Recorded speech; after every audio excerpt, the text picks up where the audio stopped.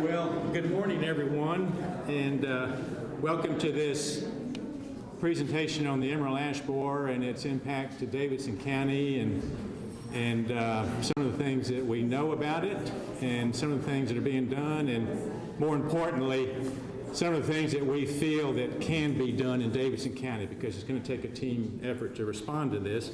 But before we get into all that, let me just introduce myself. I'm Neil Letson, and I'm a member of the Metro Tree Advisory Committee, a resident of Davidson County for 5 years, had a career in forestry in Alabama for 38 years. And I do a little consulting more as a hobby than a business, but I want to be involved wherever I live with the urban forest and find ways that I can contribute towards it. And that's why I think this meeting is so important, because Davidson County has a beautiful urban forest treasure that's providing a lot of benefits to our citizens. And quite frankly, it's under a critical threat that if we don't respond appropriately, we're going to have it's going to cost us in many ways, not just in lost benefits, but it's going to cost probably millions of dollars to deal with and treat. So what's the solution? And the first solution is to understand the problem, see where we fit in, and do things proactively to mitigate that loss and to begin the recovery process. And you'll learn more about that with our two distinguished speakers.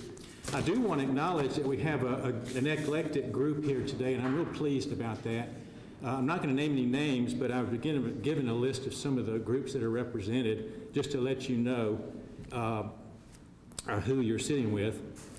We have a representative, well, of course, we have the Metro Tree Advisory Committee here, a number of those people. We have a representative from the Mayor's office, Mayor Barry's office, City Council members, some Metro departments are represented. NES is one of them, but several departments. Several of our sister cities, satellite cities, I guess is what you call them in Davidson County. Very important, but we have representation from those communities, and we're pleased about that. We also have some extension people from TSU and University of Tennessee here. A lot of knowledge there, but it's a broad cross-section of people which, quite frankly, represents the approach that needs to be done collectively if we're going to prepare this impending disaster. I also want to thank and Mikhail just left, the Cumberland River Compact for providing this space and the equipment, and some of our volunteers who did the coffee. No names, but a lot of efforts and hands have already gone into this so far. Just real quickly before I turn this over to our first speaker, I want to stress again, and this is not being over-exaggerating here, but we're facing probably one of the greatest crises in America's forest that we've ever faced before from an invasive pest. And I'm including the Dutch elm disease and the chestnut blight, and that is the emerald ash borer. We first detected it in 2002 in Detroit, Michigan. It's worked its way to Tennessee, eastward, coming westward. It was detected here in Davidson County in 2014. And everywhere it's been, it's left a wake of destruction and disaster. In fact, I was reading an article just this week that researchers in the Northeast, which have been dealing with this for years, they're talking about 5 ash tree species which are facing extinction. And when you consider that Davidson County has the 5th highest volume of ash trees, we've got them in our forest, we have them on our streets, we have them in our parks, we have them next to our utility wires, and we have them in people's yards. When you think of the targets for this pest and the destruction, it's 100% fatal. It's not just the loss of ecosystem services, but it's going to cost this county millions of dollars to deal with. Not just to remove them, but to dispose of the waste. And if we have a replanting program, it's going to be very costly. City departments don't have that kind of budget. Their wagons are loaded already. Your time is already occupied. So how can we make the best use of our resources and what's out there, and how can we collaborate to prepare for this? So With that, I can't underestimate the seriousness of this and how it affects us. I will say, as a quick advertisement, if you want some of your associates in your departments that are not here to learn more about emerald ash borer, please look at this poster on October 21st. There's going to be a workshop, and we'll talk about emerald ash borer there as well. But we have to begin with education first. Okay, with that, we have two excellent presenters. I expect to learn a lot from them, who are going to talk more in detail about the emerald ash borer as it relates to Tennessee and Davidson County, what has happened and what can be done. And I'm going to start with, we're going to start with an overview of EAB. We call it EAB for short. And I want to introduce Nathan Hoover, who is the Forest Health Coordinator of the Tennessee Division of Forestry. And with that introduction, Nathan, let's bring you up here and tell us about EAB. Now, I've been told by the Channel 3 to don't wander away from this little microphone here because you're being recorded. That's not good because I'm a wanderer. Thank you, Neil. Appreciate it. Get this out of your way. Yep. Good morning. I am Nathan Hoover. I'm the Forest Health Coordinator for Tennessee Division of Forestry. So I do insects, diseases, and invasive plants. Neil is absolutely right. And emerald ash borer is one of the most detrimental insects we've ever had in the United States. So today I'm going to talk about four things, kind of setting the backdrop for emerald ash borer. The first thing is, what is it? What is emerald ash borer? Number two is, why is it important, and what are we how can we mitigate costs? Number three, what damage has occurred already? And four, what will happen in Nashville? Before we go into that meat of what we're going to talk about, I want to set a little more precedence behind it, and it all ties back to the finances. What does it cost Nashville? So for the backdrop, global trade has really beefed up in the last 150 years, right? So with that, we get insects and diseases at an increased rate in the United States and in Tennessee. A large percentage of those cause no damage. A smaller percentage cause some damage, and an even smaller percentage cause a lot of damage that we've never seen before. This little critter right here causes a lot of damage. This is unprecedented, and this is a big deal. So as we talk about it, keep these four things in mind as we go through it. And the first one is, EAB always costs communities money. You can't get around that. Two, the longer a community waits, the fewer the options you have to mitigate costs. Number three, the longer a community waits, the greater the costs are going to be. And four, proactive management saves money, protects citizens and property, and improves community well-being. So keep those four things in mind. We'll get right into it. So let me throw a quick facts your way. The first one is, it's estimated in Tennessee that there are 261 million ash trees. To remove those trees would be $9 billion. In urban areas, it's estimated there are 10 million ash trees with a removal cost of $2 billion. So it's a large sum of cash there, and that's solely for removal of trees.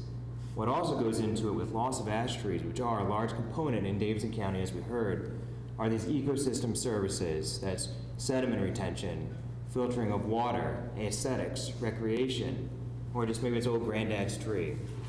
These trees provide a great service to our community, and emerald ash borer is going to remove that very, very quickly over the next few years, and it's going to give people whiplash because it's going to be very, very sudden. The costs are associated, that's in the top left there, damage to property or safety hazards, large water quality issues potentially, damage to citizens' well-being, and also this huge removal cost.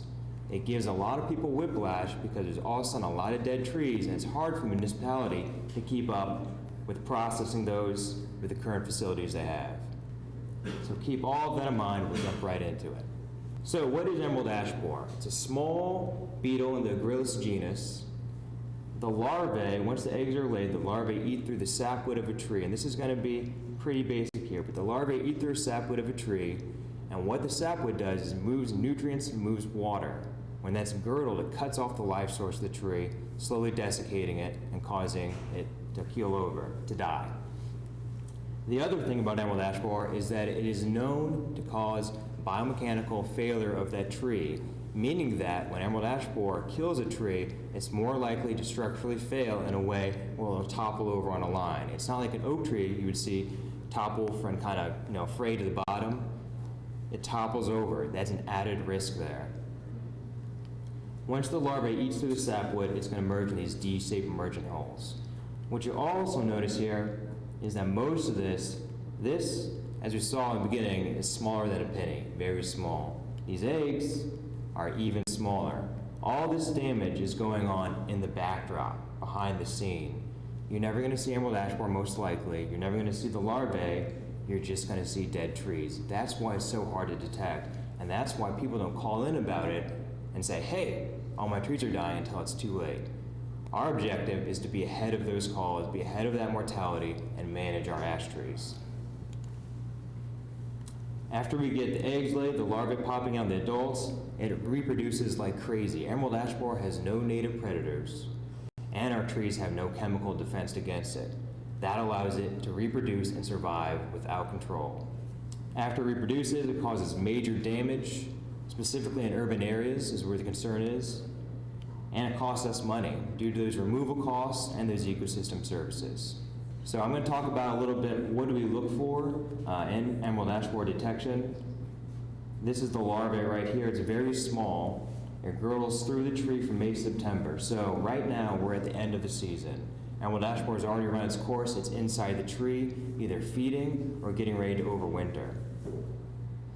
In spring, these guys will continue feeding again through the tree from the top down. So it'll be feeding on the top of the tree, girdling down, slowly killing that tree. It will pupate at the end of the season and small as an inch in diameter. There's pictures of pallets of wood, pallets, those little boards. Emerald ash borer has pupated from those. It only needs an inch of material to move on. That's even mulch that's not shipped to lower than an inch in diameter can allow emerald ash borer to reproduce. So it's hard to contain this bug. Here's the D-shaped emergent hole. This is what a lot of people call about. There's been a huge education campaign all across the United States for emerald ash borer because it's a big deal. This is what people call in about, is these D-shaped emergent holes. By the time we have it on eye level, however, it's already ate through the entire tree. It's too late. This picture right here is a great symptomatic picture of emerald ash borer. This is from Smith County, Tennessee, okay? It takes about an hour to drive to this site. This forest stand right here, currently in the backdrop, is totally wiped out. 100% mortality, flecks of wood everywhere. It's high ash component stand or forest, completely wiped out. This was an initial detection in Smith County caused by a log that was infested being brought into the area. And that's how this thing moves, is movement of wood material. Here's a further symptom of fading in a tree, as well as these epicormic shoots. Trees are stressed for a lot of reasons. Trees die. However, we got to be aware that if all the ash trees are dying, which they will, this is 100% mortality. Once they all start dying, we look for these epicormic shoots and fading. Epicormic shoots are buds that sit underneath the bark of a tree. When it's stressed out, they pop, they struggle to survive, to get a little biomass above ground to pull down some energy. So these epicormic shoots pop out. And then you'll see stands of dead ash trees, specifically along the Cumberland River. So ash trees, specifically green ash, loves water. It's a riparian species. So along the Cumberland, it's going to grow and grows more likely. What that also means, it's important for water filtration and for sediment retention along those areas, and for aesthetics, for boating.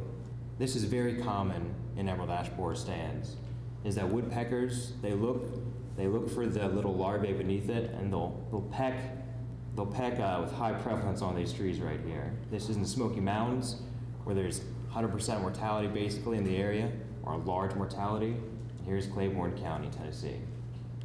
Here's a great picture. This can be in one season, where a tree looks healthy, begins to fade, and then the canopy is around 50% thinned out. The good news, though, is if you get on this left side here, there's options for chemical treatment, and trees provide a lot of value every year, specifically large trees. If the canopy is full, you can do chemical treatment every year to protect that tree. After here, it's too late, okay? So right now, we're at the cliff edge. And if we don't begin management, we lose those chemical treatment options, and we're stuck with removal and we're taking on the risk of a hazard tree falling on property or damaging someone, or safety risks. So where are we now in Tennessee? So as we heard, it was introduced into Michigan in the 1990s. Our lure, or the bait we put in emerald ash borer traps, is just a tree volatile. It's just the scent of a damaged ash tree. It doesn't work very well.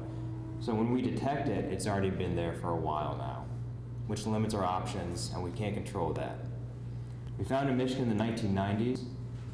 As it spread like a wildfire, it jumped out in a spot fire out to Washington, D.C. area, and that's how this moves. So in Davidson County, while we might have detected it in the Hermitage area, it could be throughout the entire county, and it is likely based on our research.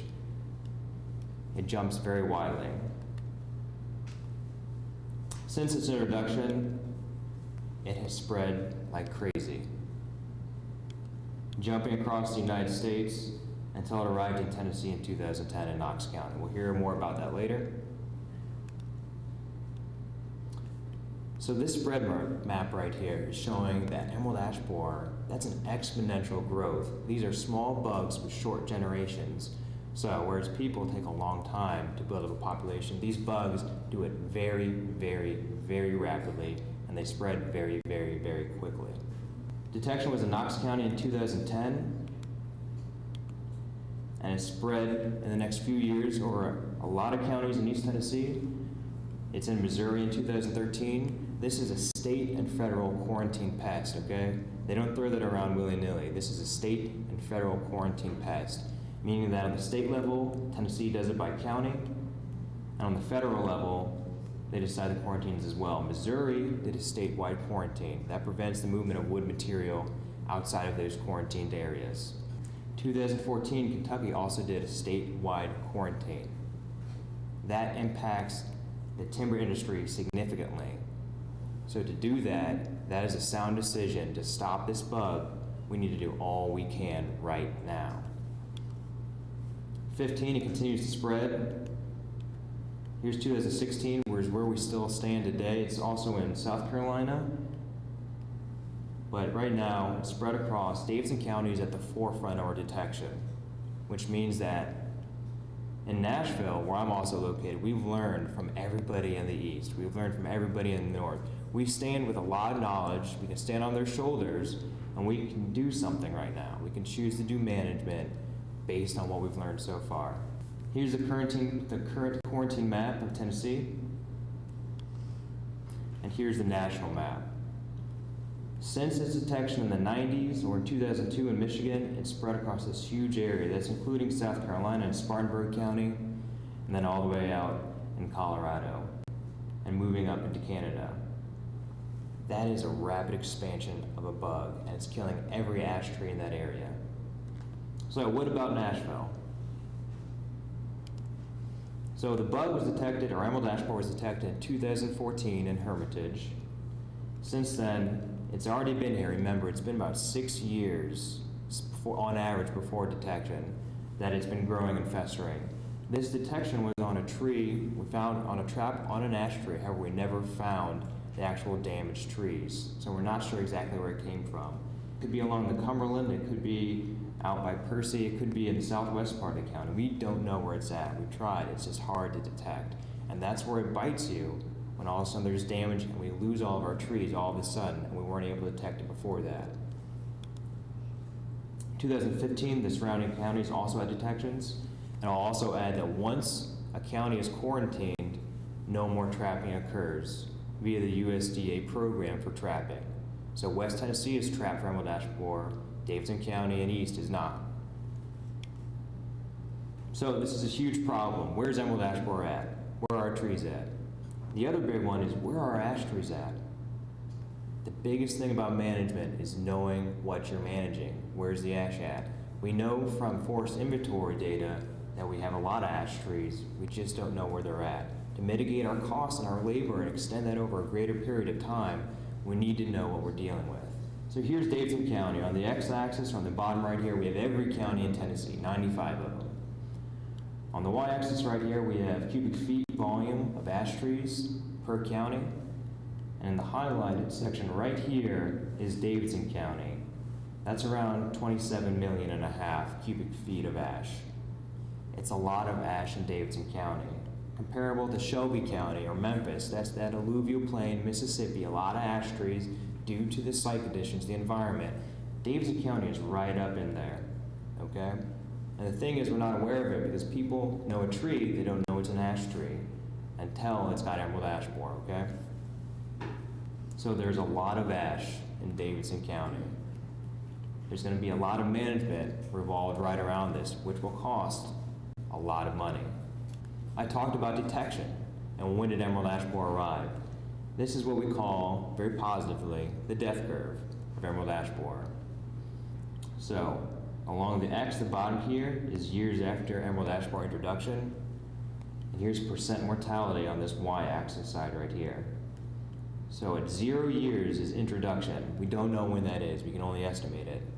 In 2014, we found it in Davidson County. That's year 6 already, it's been growing.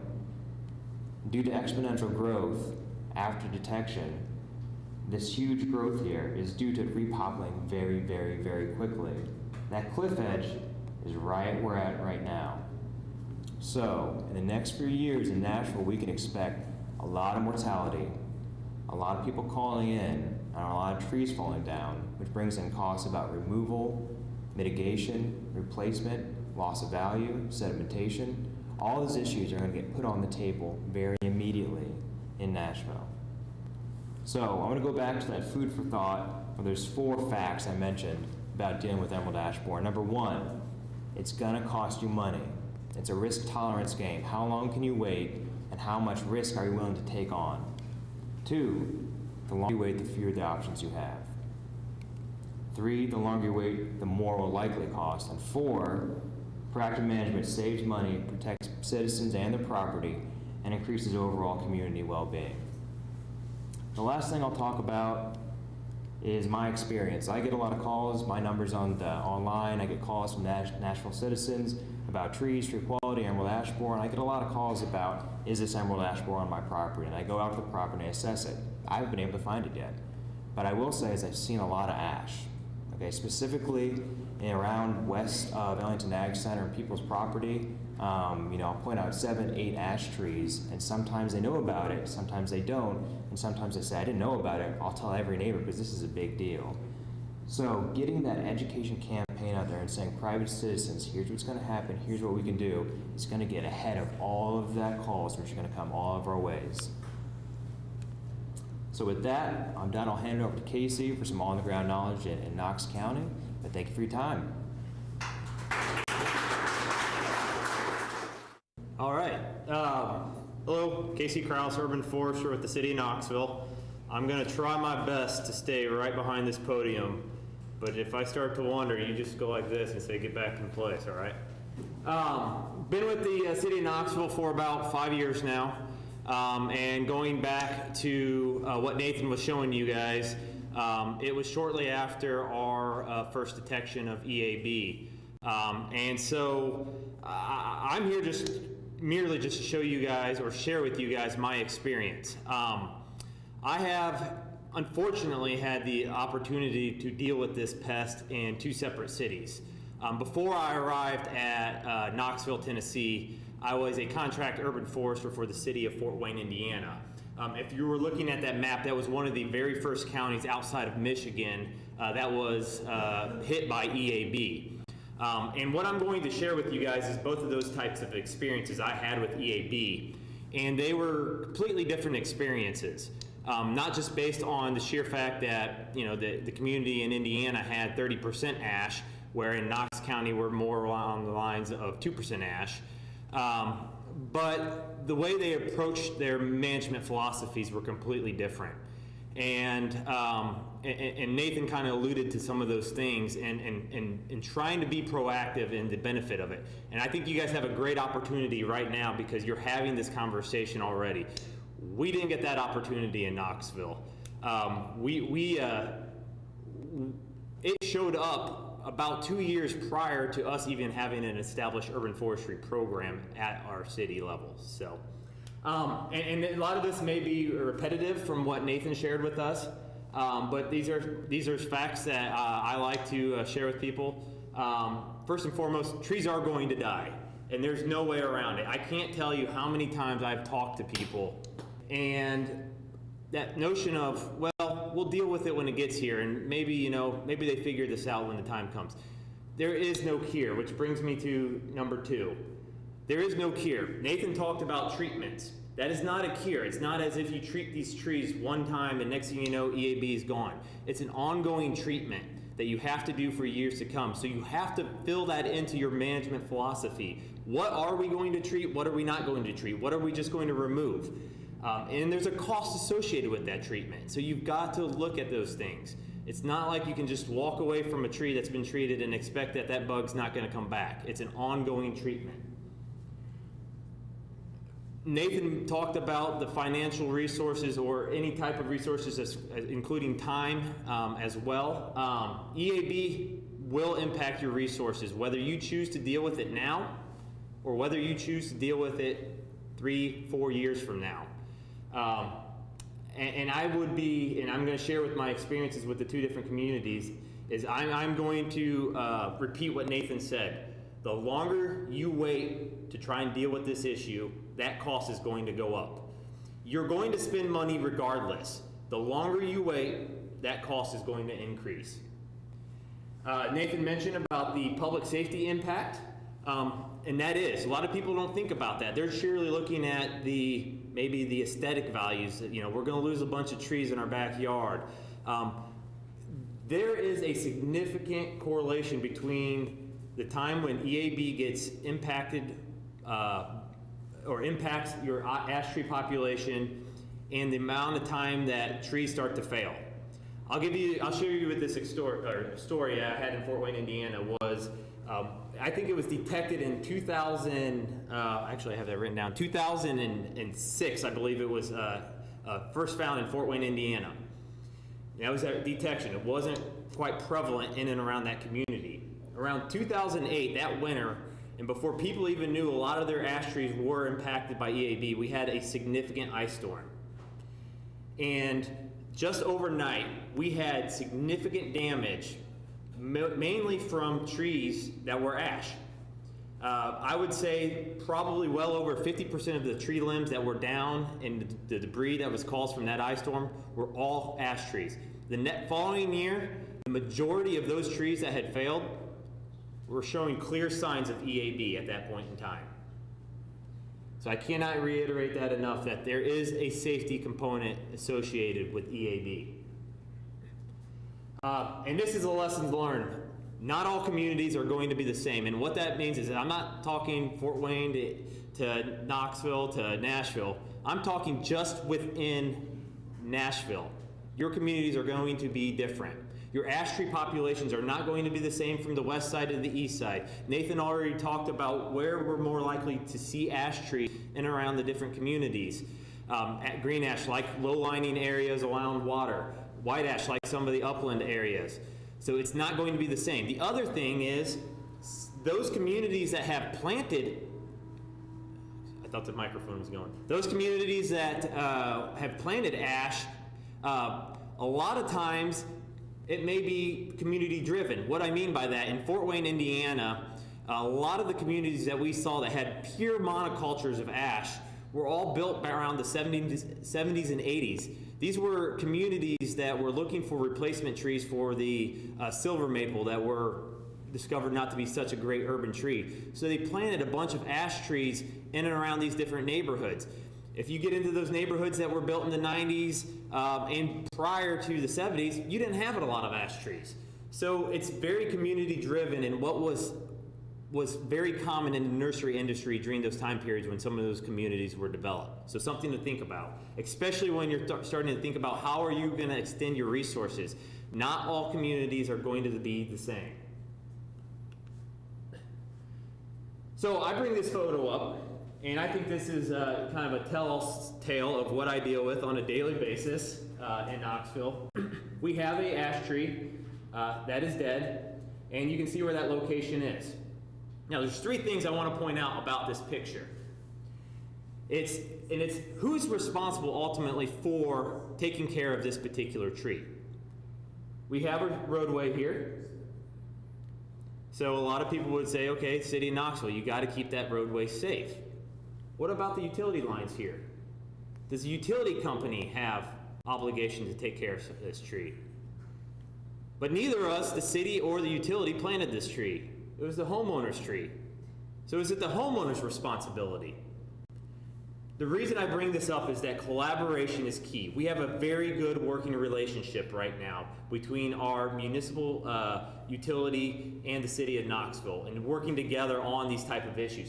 Daily, these type of issues are coming about. We get work orders on a daily basis, mainly driven from ash trees, from homeowners wanting to know, what am I supposed to do? And you've got to have this plan in place ahead of time.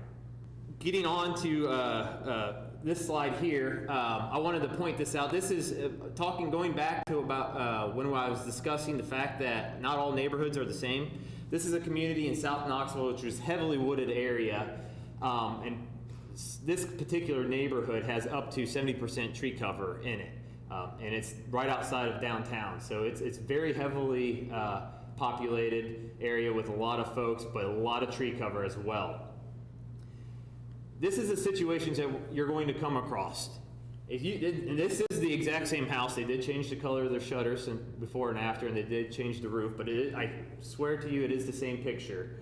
What you see different is the fact that there's a lot of trees missing. This is a homeowner that called me, I believe it was in 2016, I think it was last summer, wanting to know what their options were and how are they going to deal with this. Now, if you've ever dealt with a tree removal on your property, you can say it's not very fun because it's going to mean money and it's going to mean time. What are you going to do, and what are you going to say to those homeowners who have 25 of these things sitting on their property? And how are they going to upfront that cost for those removals? It's a huge issue. It's something I don't have an answer for. But I'm telling you, you're going to come across these type of conversations. So, getting on to my next slide here, wanted to start getting into the tale of two cities and how different between my experience in Fort Wayne, Indiana, and my experience in Knoxville were. This here is what we tend to see a lot more in Knoxville. We're a forested area. If you walk away from someone's yard and you go back 5 years from now, it's a forest. Up in Fort Wayne, it's more of a manicured landscape, more in thinking on the edge of wetland and prairie establishment there. So a lot of the ash trees that they had were intentionally planted. Tree-lined streets, like this. Not to say that the populations are much different and that the count's much different. We have a lot more trees in Knoxville. Our percentage is a lot lower, but we don't have, or Fort Wayne did not have as many tree cover as we did. So when you start to look at the sheer numbers, we're probably very comparable in the sheer numbers of trees that we have to manage. Now, getting into Fort Wayne. Fort Wayne knew this was coming. It came in through Detroit. It was on its way down, and they were well aware of it. The other thing they had going for them is they had an active urban forestry program for almost 50 years. They had resources established. They already had crews established inside their municipality ready to roll. The other thing that they had, and I can't tell you about this enough, and Nathan alluded to this, is you've got to know what you have. Fort Wayne had a tree inventory already established. They knew where the majority of all their ash trees were throughout the city of Fort Wayne. What they did right off the get-go is they decided that, all right, we're going to revisit every one of our ash trees. We're going to determine what the size of those ash trees are, where the locations are, and we're going to figure out what's the risk associated with that tree if it is impacted by EAB. So they know where they're at, they know the size, and they know the safety aspect as far as what that tree is going to cause for a particular area. They could then start to develop their management plan based on that information. This picture I'm sharing with you guys right here, you can see, and this is very common, they being proactive about it and getting ahead of it. It was not uncommon to see contractors overlapping to where before the tree was even completely removed, the replacement tree was already in there. It lessens that burden and that public cry for, what are you going to do about this? So they were already showing that we're dedicated to replacing these trees. There's nothing we can do about it at this point in time. We are going to replace these trees. The other thing I mentioned was they knew the sizes. And I think this is very important because if you know the sizes and you know the locations, if you're going out to seek help, whether it is from a contractor or other resources, you're going to know what that cost is going to be, and you're going to get a better competitive bid if you have to go to outside resources for help. It's very hard, and let me speak from experience in Knoxville, Tennessee, when we had no idea where our ash trees were and where they were located and what sizes they were. And trying to get a contract in place, and contractor's going to have a more definite price associated with it, and they're going to be more competitive if they know where those trees are and what they're getting themselves into. Now on to Knoxville. So I would like to say that I came in and learned from Fort Wayne, and we did the exact same thing and everything was peachy, but that wasn't the case. We got a very late start in Knoxville. And we're still dealing with the problem today. One of the things that I want to point out is, with this particular picture here, is trees are not going to die at the same rate. This is very, very common to see this type of thing occurring, to where you will have a completely dead tree, and right next to them are other ash trees. It's definitely been impacted, a thin crown to it, but it's not dead. That's very tough when you're having to deal with property owners and trying to work in and around the situation. The problem we come across quite a bit is and think about this in more of a natural setting in the woodlot or whatnot, if you're going in there because a customer's complaining about one single dead tree, you go in there, you remediate that issue. But in and around that same particular area, and Nathan talked about that, ash tend to grow in little groves together. There may be 50 to 100 other ash trees up and around that area. So what's that causing? You're going and revisiting sites over and over and over again. And that increases your costs down the road. So being proactive and putting your plan in place is very important to where you could try and manage these trees all at the same time.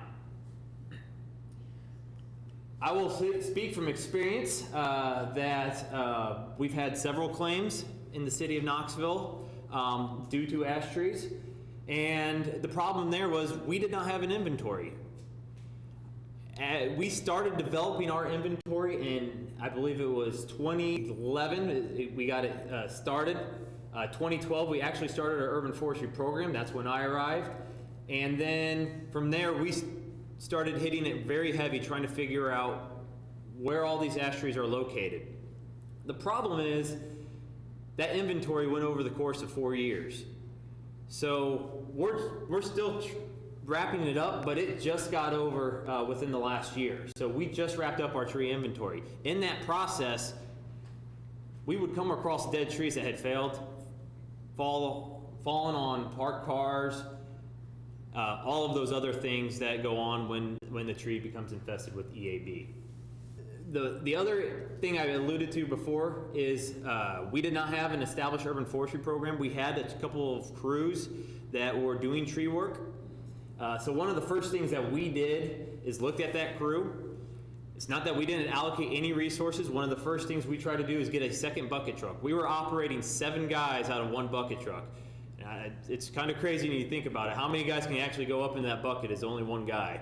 So right off the bat, I was like, we got more crews we can be using for this. So we are now using a proactive program and a reactive program. We're still dealing with putting out fires as they come across, but we're trying to be proactive to where we have that other crew available. When we come across situations like this, we're trying to deal with all the situations at one time. A great example of that is along our greenways. And I don't know if you guys have a lot of greenways here in Nashville, but a lot of them were developed in and around waterways. And that's where we've seen a lot of high populations of ash trees on public property. And so what we do is we go into those greenways, we shut them off for a week's time, and we clear the entire greenway of all the ash trees in those particular scenarios. The other thing I wanted to point out is when you don't know what you have, and you're not sure where those trees are, it's very difficult to try and allocate your municipal budget. And I'm sure a lot of you from working for the municipality here understand that.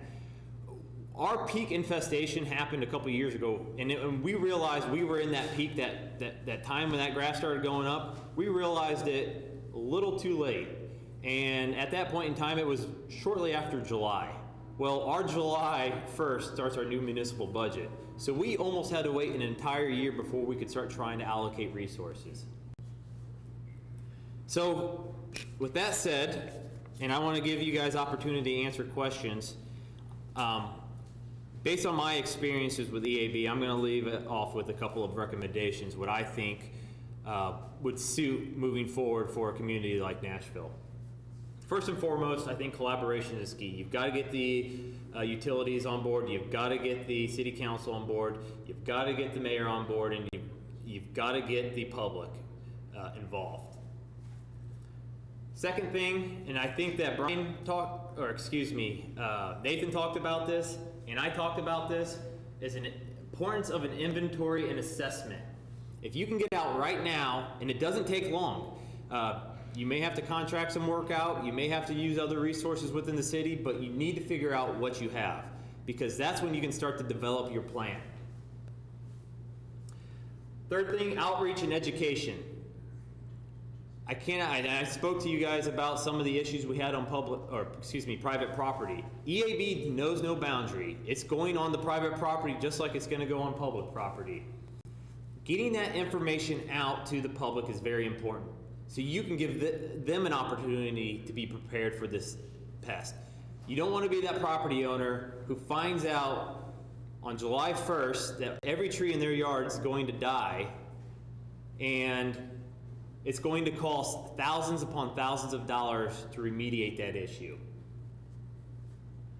I think it's very important at this point in time to start looking at trying to get a contract agreement in place with contractors, whether that's outside source or bringing somebody in. I think it's very important, because whether you choose to use them or not, there's a resource that's going to be extendable for you guys. The reason I say that is EAB is happening, and you think you can focus clearly on removing all your ash trees. And now let me tell you, it does not stop at EAB. Everything else that's going on is going to continue to occur. You're still going to have ice storms. You're still going to have wind storms. You're going to have all these other events, all your other resources, all the daily things that they're already doing inside your city. They're going to still have to do those things, and they're going to have to take care of this EAB issue. We did this in Knoxville and in the city of Fort Wayne as well. They chose to treat several trees. They didn't go out and get heavy and treat a bunch of trees, but we're treating about 3 dozen in Knoxville, and mainly those are trees that are in notable areas that we have a lot of prized economic value to, meaning that they're outside our city courthouse, or it's a beautiful shade tree for a certain area of the city. We don't want to lose those benefits, and that's important to understand that these existing ash trees, there are benefits associated with them, and that cost of treatment may be worth the while for particular trees in certain areas of the city. And the last thing I'm going to leave you off with, and this is something I take a lot of pride to, is there's not much I can do with EAB in Knoxville. But moving forward, I can possibly, and Nathan talked about this, we don't know what's next. The shipping industry is changing tremendously. We don't know what's next. And so we have made an effort in Knoxville that we are going to diversify our tree population as much as possible. I wish I would have shared the graph with you guys, but it's kind of overbearing because there's so many colors involved. We have not planted anything over 2% of any particular species in the last 6 to 7 years in Knoxville. We don't have a single tree in our public areas around in parks or in street trees or anything like that make up over 5% of the tree population. And we're going to stick by that. We're diversifying as much as possible. I am not going to go heavy on the tree that's successful and is going to grow and replace these trees as fast as possible, because I don't know what's next. So with that said, I'm going to hand it off to Neil? You're going to stay up. I'm going to stay up here. Yes, All right. you are. Well, let's give Casey a round of applause. And I also want to ask Nathan to step forward, and Jennifer, where are you? If y'all step up forward, we're going to go into a Q&A session with the remaining minutes that we have. I'm sure y'all have some questions. And the way we're going to handle this, we're going to do a little ad-libbing here. We have an operational microphone. I will, if you raise your hand, I'll walk up towards you, and then you can use the microphone, and that may get picked up by the monitor there. But I want my speakers to speak from the lectern here. Okay. All right. I saw one hand. Our distinguished urban forester. Yeah. I was just wondering what the latest thinking is on using wasps as a biological control. Is that kind of outdated now or not? No, yeah, so our closest release for the biocontrol wasp is in Smith County, that one picture I showed you, where they brought in the infested law. We do release there, or we have released there in the past, through USDA APHIS, the Animal Plant Health Inspection Service. Those wasps are the long-term control light at the end of the tunnel. So when we're talking about removal or treatment of trees, hopefully that will create an equilibrium with the emerald ash borer over a given amount of time. The south is a little different than northern areas where they've released. There's a few different species of those parasitic wasps. We're still honing in on what species and when we need to release them. But definitely that is a long-term objective. It's been identified by USDA APHIS that they want to hone in their spending and their dollars on that biocontrol for that long-term objective. Okay. And let me just mention Jennifer Smith, who all of y'all should know, is the Nashville horticulturalist, works in the Public Works Department, could probably answer some questions related more towards the Nashville Metro perspective on this. Questions? Yes, my question is the impact of the EAB equally distributed across the different species of ash? Like here in Nashville, we have probably predominantly white ash. We also have green ash, we have blue ash, and we even have one of the polyploidal forms of white ash called Biltmore ash. And so, are any of these ashes less likely to be impacted by EAB is my question.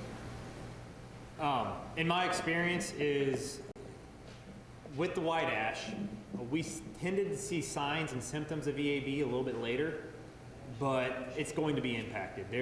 It's going to impact blue ash, and Fort Wayne had all of those species that you had outside. I don't think, did you say pumpkin ash? We didn't have pumpkin ash. Okay.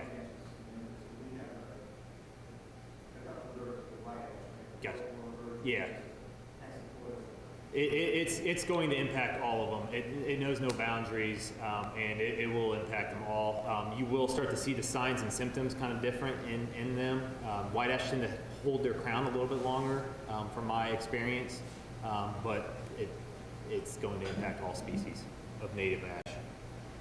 And I will stand corrected, but one resistant ash is the Manchurian ash, which co-evolved with the EAB. So. This is for Casey. Casey, based on, have you been able to identify how much additional money it costs Fort Wayne and Knoxville each year to deal with the emerald ash borer?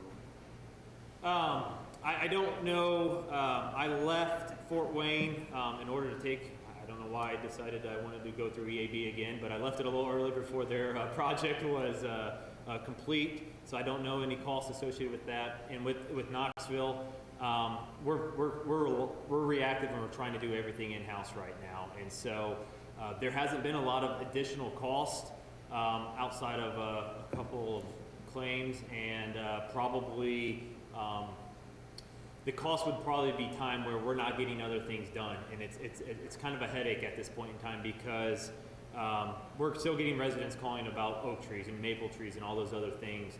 And that waiting list to us to deal with those, 4 years ago I had maybe sitting on 20 work orders or whatnot. We were staying up on a lot of our issues. We're now working 8-9 months behind time. So that's the problem. And it's very hard to explain that to your constituents, why it is that we're behind time on work. Oh, I looked at that. Yeah, our size is about 1/5 the size of the metro area of Nashville.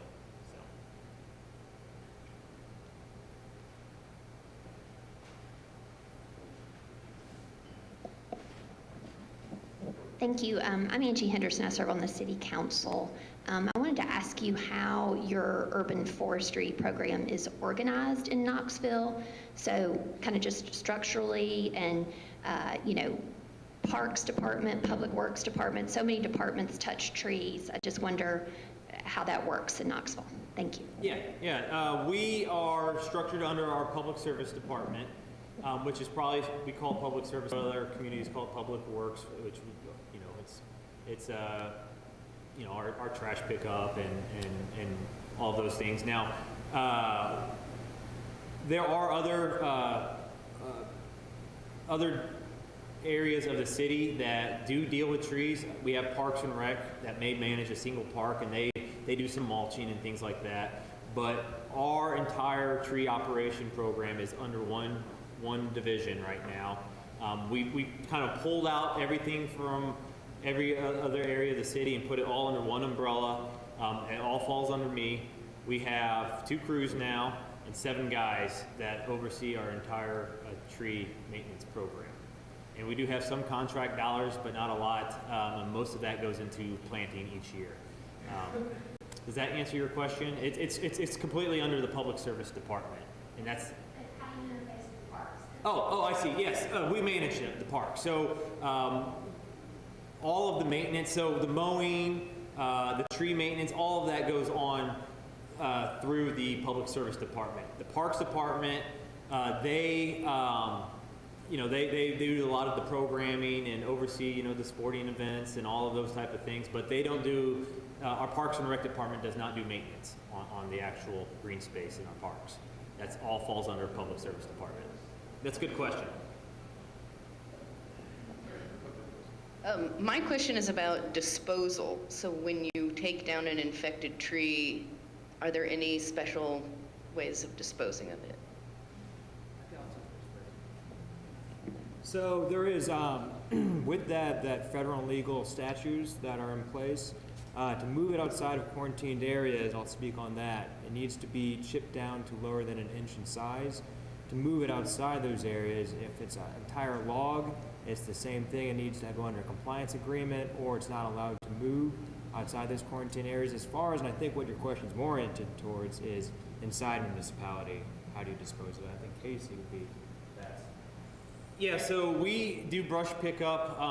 That's another area of the city that we have under Public Service Department, and they assist us when we do removals and technical takedowns and things like that. A lot of times they pick it up. I do have one knuckle boom truck that picks it up. We take it to a particular site to where it is by an outside vendor, and they grind it up to the requirement based on the state's use. And then, they turn some into mulch, they ship some to different factories and things like that, but that contractor has to abide by the regulations. So we're not doing any chipping or anything in-house. But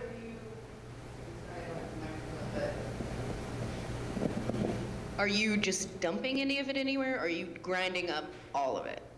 After the takedown, we take it to the site and they grind it up. Yeah. So it's 100% grinded up by our contractor.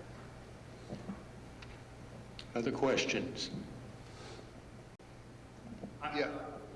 Real quick, I will say that we have started investing in some logs and trying to make some use of the ash trees and trying to utilize some of the material that's taken down from it. I think it's great PR for the city. We have got our own mill now, and we're trying to utilize some of that material in a proactive way. So, but not a lot. Yeah, hi. I'm Brant Miller. I'm chair of Friends of Mill Creek Greenway and a retired forester. And I just wondering more about the treatment of the trees with pesticides versus cutting them down. Has there been any studies? Have there been any studies about benefits, cost-benefit ratio between removal versus annual treatments? Assuming annually is how much you want to do it. We've been treating some of the trees around our house, and I know, like you said, prized trees, but there's a lot of trees that will have to be replaced. And do you have any input on that or information? Yeah, I can, you know, it's very difficult. It's a cost analysis, and you got to really weigh, you know, what that ultimately is going to be, knowing that it's going to be ongoing for the longevity of that tree, unless, you know, parasitic wasp or something like that start to help us out. I think that, you know, Fort Wayne made a dedicated effort to really look at their ash tree population, and so what they decided to do was, you know, those trees that provided the most amount of economic benefits for the community, those were the ones that they were going to put their dollar values into as far as treatment goes. I tell people about this is really, if you ever get a chance to go to Fort Wayne, Indiana, right through the heart of the city is completely lined with white ash trees, and this time of the year it's completely purple. They made a dedicated management plan or a philosophy that they were going to treat those trees because how important they were to the economics of the city. So to get back to your question, I guess, is there been an analysis? Yeah. And there's a lot of analysis out there. There's iTree Eco and iTree Streets and all these other things that you can look at and figure out what those benefits are. But you need to know what your ash tree population is and what the sizes of them are and what those, in order to figure out what kind of economic benefits they're providing. And then you can start playing around with those economics. And the cost of removal and disposal versus just treating them, is that something that there's been any studies? Yeah, and there's different communities that have played that analysis, and Fort Wayne would be one of them. And you know, I would encourage you guys when you start to develop your plan to look at some of those cost analysis that other cities have used. But there are. I just would like to add that here in Nashville, Vanderbilt and Cheekwood have done an inventory of all their ash and determined which ones they're going to treat. And it's more like the heritage ones that they're going to save over time. Vanderbilt, any tree ash tree they planted in the last 20 years, they're already starting to remove. I'm Mark Folis. I'm representing the city of Memphis. I was wondering, both Casey and Nathan, you mentioned the chemical treatments of the trees. I was wondering, Casey, are you doing soil drenching? Are you doing trunk injection? Just what are you doing? I spoke with Gene Hyde in Chattanooga, and he's using Safari as a paste on the bark. That's a great question, and there's a lot of different folks that are using different techniques out there, and some, in my opinion, the injections seem to have the best results so far, and some other people may speak to that as well. We are doing both, though, at the city level. The benefit with the injections are it seems to have better results. The soil drench, it's yearly, so we're having to do it each year, but it's a little bit cheaper. And it really goes down to size a lot of times with those larger trees, or depending on whether there's already been signs or symptoms of EAB. If I'm already seeing, you know, it's only 75% decline. If EAB's already been on that tree, I'm going straight to injections because of the results I'm seeing. If we're ahead of the time and those trees we initially started treating before we saw impacts of EAB, those are all still, we're continuing on with our soil drench. And Fort Wayne did the same thing as well, prioritizing those based on size. I'll touch base real quick on the private landowner aspect of that. Communicating with private landowners, typically I recommend using the soil drench method just because it is cheaper and more affordable. If you start applying it, the chemical accumulates within the tree over a given amount of years. It's annual, but if you start application before infestation, it accumulates and you have a preventative method right there. So it's the tool we use on our end there's 4 species of ash and white fringe tree, which is also killed by Emmett Baxter. That is definitely how that works. Per inch, I think it might be, what, 30 cents or so? Yeah, it's come down tremendously from when we were doing it in Knoxville.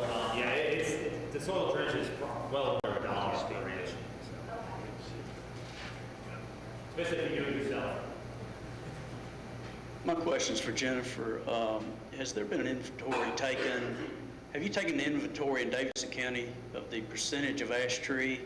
And if so, what percentage of ash tree do we have along our public right-of-ways?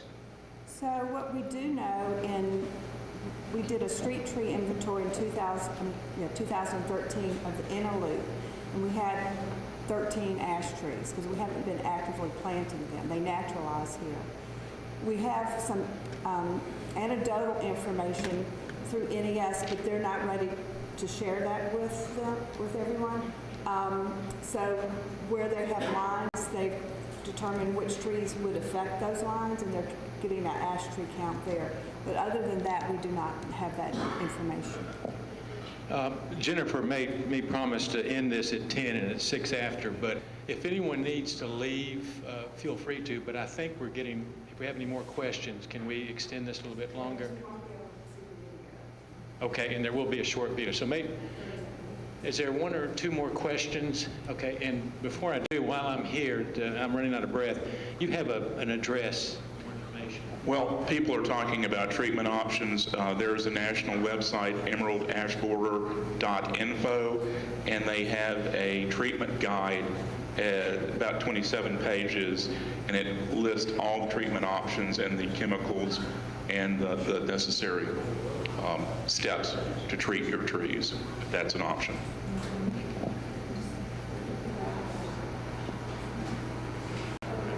I was just hoping someone would talk about the condition of an ash tree when it starts dying, as far as what you have to do. I mean, the brittleness and so forth, the bucket trucks.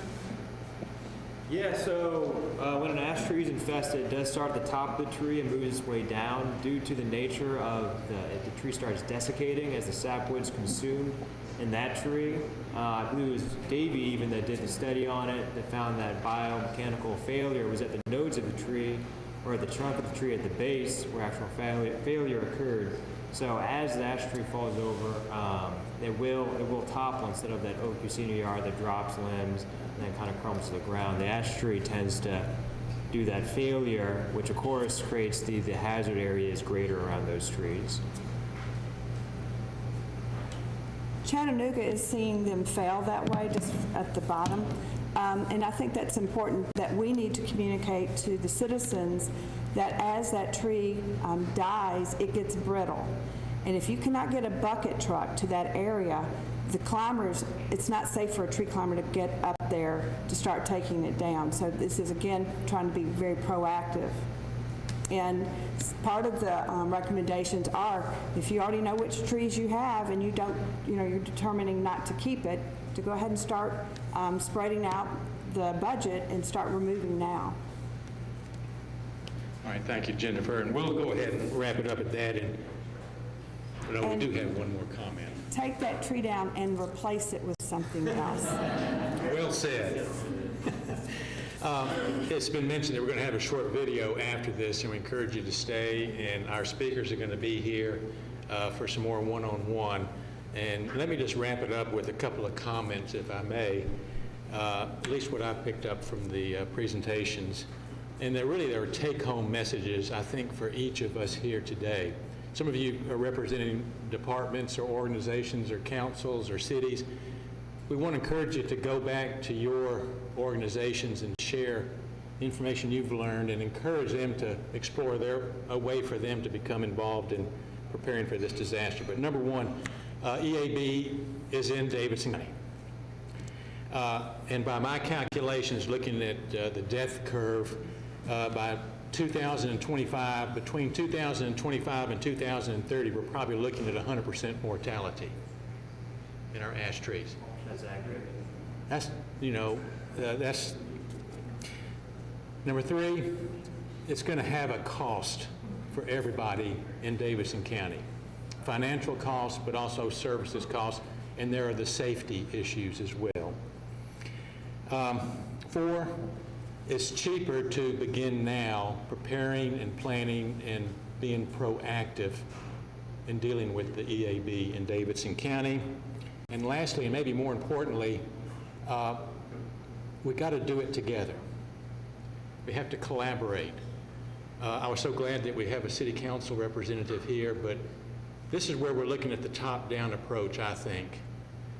There's a bottom-up approach where we educate the public, but there's also the top-down, which is the important issue in this, that drives and provides leadership for departments and organizations and neighborhoods to collectively work together, hand in hand, to mitigate what's about to happen here in Davidson County. So with that, I want to thank our speakers and sharing their experiences and their knowledges. I know y'all appreciate that. One more round of applause for them.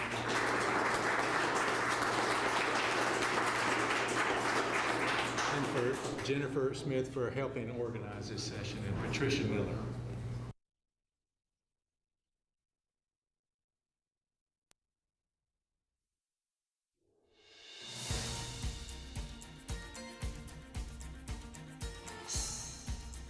This has been a service of the Metro Nashville Network. If you would like to see this presentation again, or for more information about this and other programs, visit nashville.gov.